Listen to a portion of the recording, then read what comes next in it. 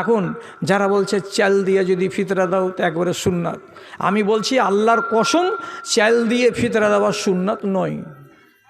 সুন্নাত কোনটা দিয়ে? যেটি হাদিসে নাম আছে ওইটি দিয়ে। কি কি আছে? গম আছে, জব আছে, কিশমিশ আছে, আর খেজুর আছে, আর পনির আছে। এইটি 5টা জিনিস দিয়ে তুমি ফিতরা দাও, খাঁটি সুন্নাত, খাঁটি সুন্নাত। আর যদি বেশি সুন্নাতকে মাপতে যাও আর চাল দিতে যাও তো সুন্নাত হবে না, আদায় হয়ে যাবে, আদায় হয়ে যাবে ইনশাআল্লাহ, আল্লাহ তাআলার কাছে কবুল হবে। কিন্তু এই কথাটা মুখে বাজায়ও না, চাল দিয়ে দিলাম তো সুন্নাত করলাম, সুন্নাত করলাম। চাল দিয়ে সুন্নাত নয়, 5টা জিনিস দিয়ে করতে গেলে সুন্নাত হবে।